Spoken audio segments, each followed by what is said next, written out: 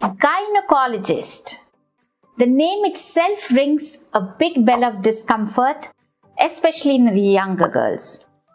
Because whenever you type this word in Google, the image that pops up is a woman spreading her legs in a strange looking bed or a chair, or a scary looking instrument, or some equally scary photograph. But let me assure you one thing. A visit to a gynecologist does not necessarily always mean that you will need to have an awkward examination. A lot of times it is just a conversation, a discussion, or maybe an examination of the tummy is all that we need. And it is not only pregnancy that you need to see your gynecologist for. But first, let me tell you who is a gynecologist. Well, a gynecologist is a specialist of the female reproductive system. So something to do with your vulva or the external genitalia, or vagina, which is the internal passage, or something to do with your womb, with your ovaries, or something to do with your periods.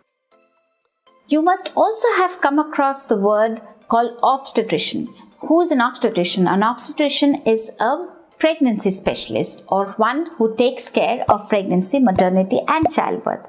Usually, a gynecologist is always an obstetrician and an obstetrician is always a gynecologist because they always go hand in hand. And what would be a good age to see a gynecologist? I'm going to say it's best to start seeing your gynecologist after the age of 21. This is very, very helpful.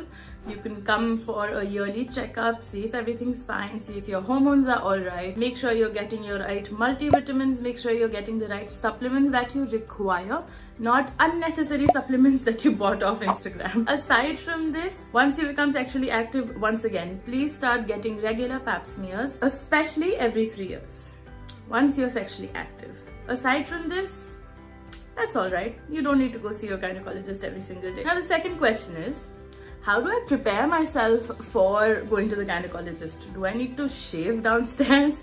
Do I need to wax downstairs? Is this going to be alright? And the answer to that is, we really don't care. You can come in with a giant bush, we won't care. You can come in with absolutely no pubes, we won't care. We see vulvas and vaginas every single day. So you don't need to bother with maintaining your pubes, you don't need to shave your legs, you don't need to do anything. Preferably, we'd like it if you're clean, but other than that, and by clean I mean, washed.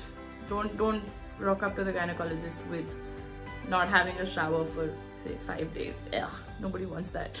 Aside from that, there's nothing that we have a preference for or anything of that sort. It's alright. You can just come to the gynecologist anytime you have a question or you're feeling concerned about your health.